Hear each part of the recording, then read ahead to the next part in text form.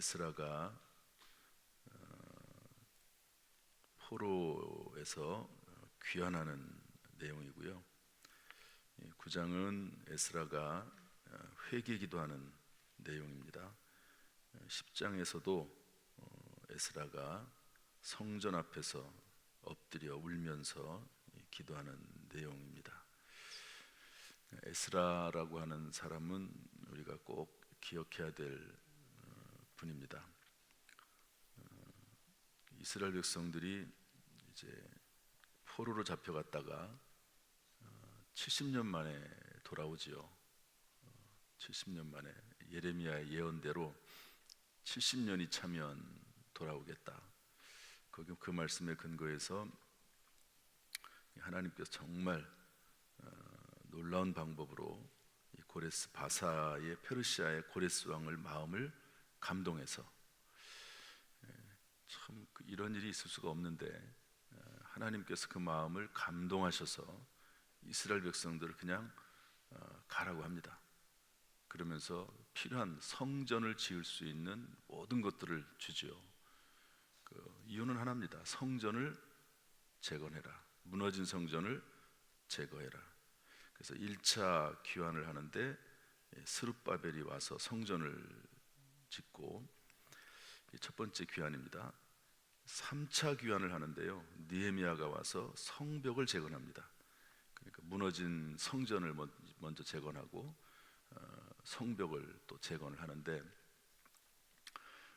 중간에 2차 귀환 때 왔던 분이 누구냐면 에스라입니다. 에스라. 그럼 에스라는 도대체 뭐 하냐? 왜 왔냐? 그래서 중요한데요.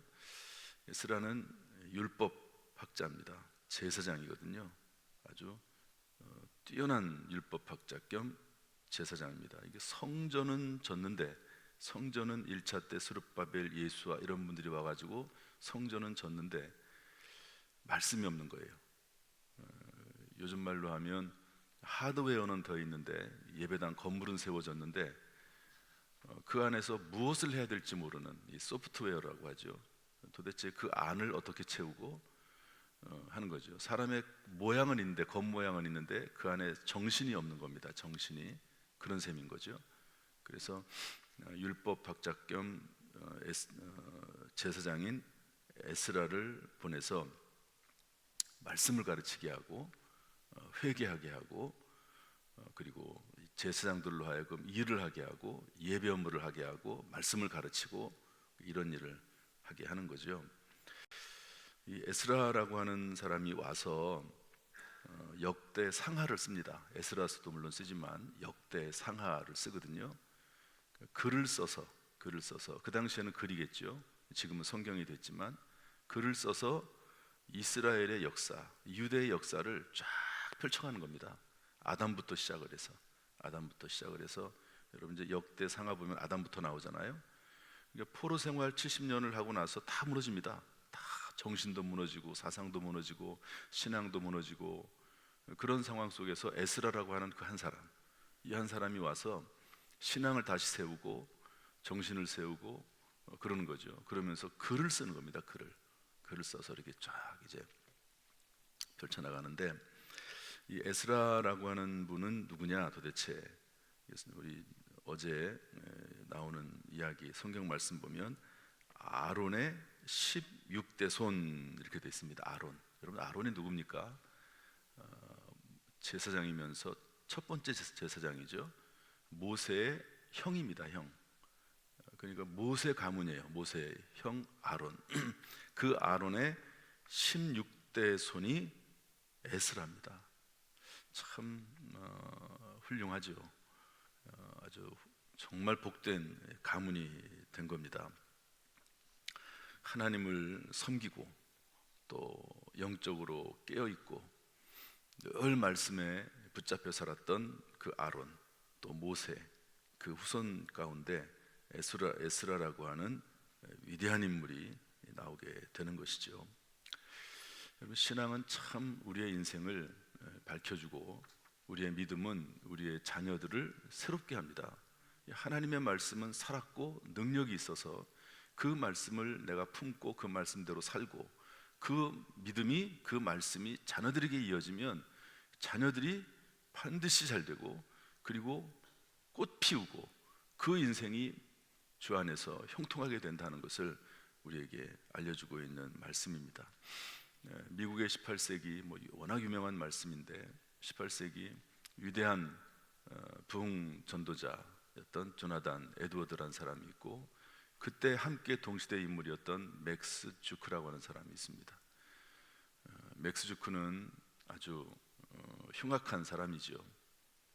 조나단 에드워드는 하나님 말씀을 전했던 사람이고 본인이 스스로 경건하게 살았던 분입니다.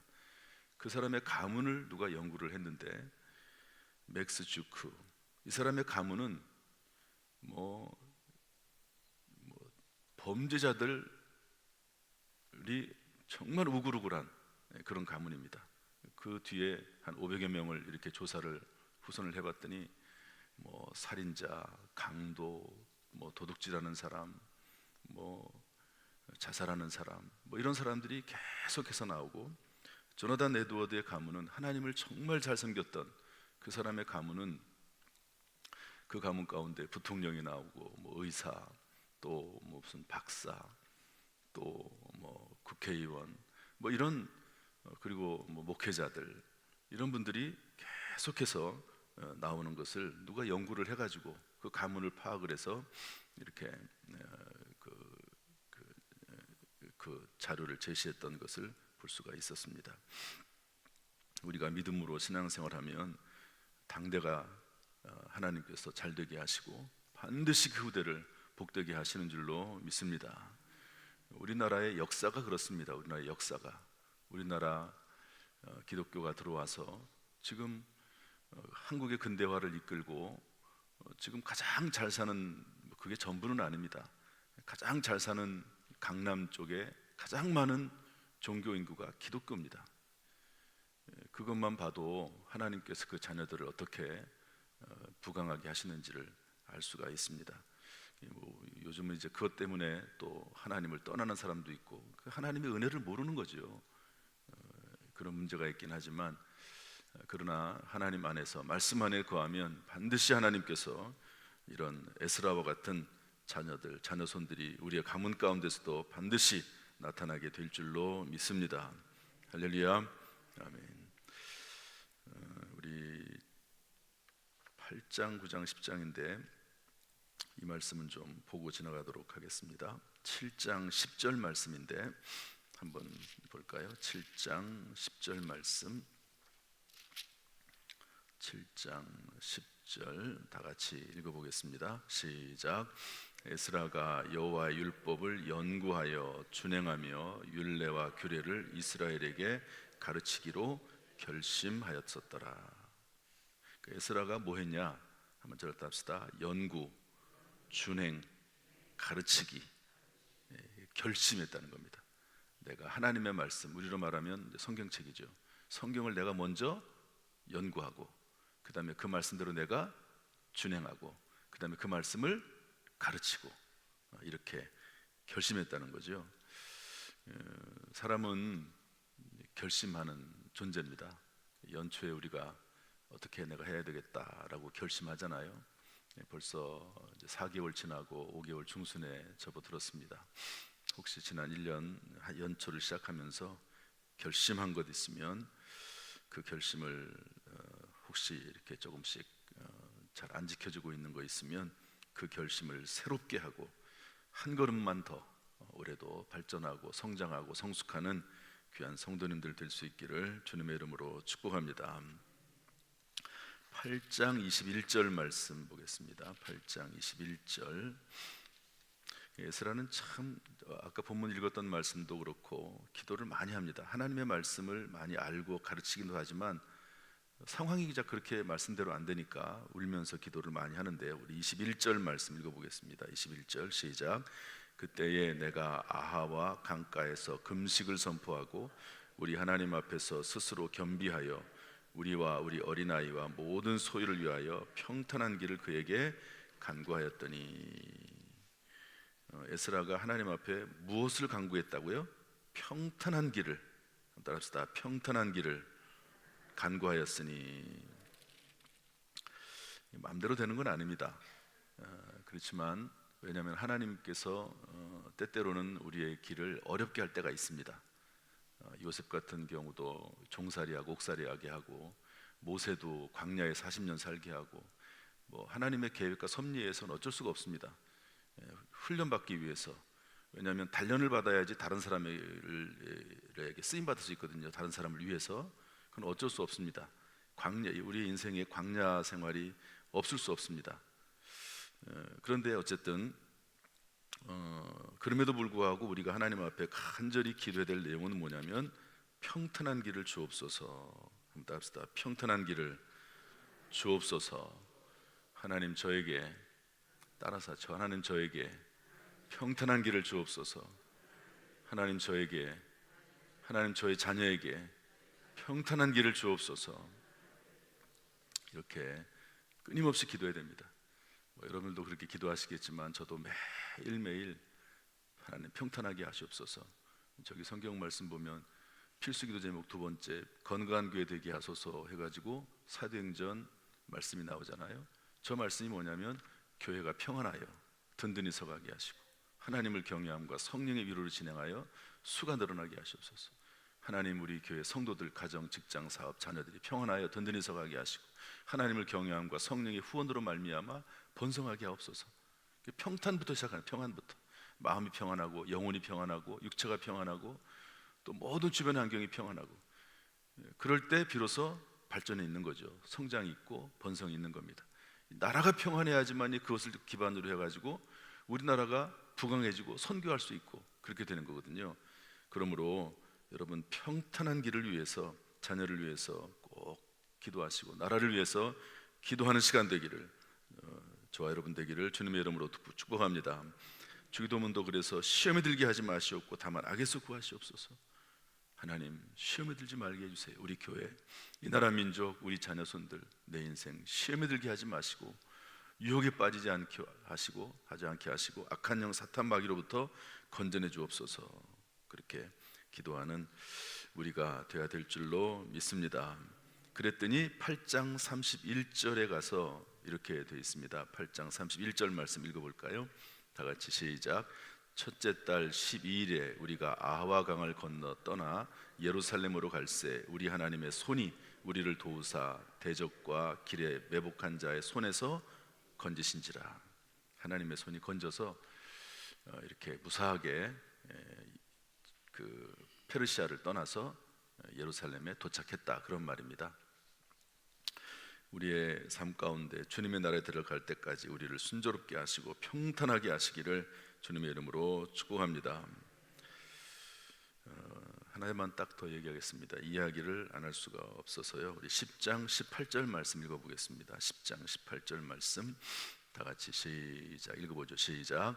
제사장의 무리 중에 이방 여인을 아내로 맞이한 자는 예수와 자손 중 요사닥의 아들과 그의 형제 마세야와 엘리에셀과 야립과 그달랴라.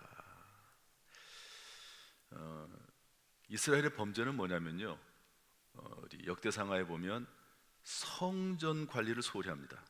성전에 우상신전을 갖다 놓습니다. 성전에서 일할 제사장과 레위인들에게 생활비를 주지 않습니다. 그래가지고 속죄 업무가 이루어지지 아니하고 또 그리고 말씀을 가르치지 않습니다.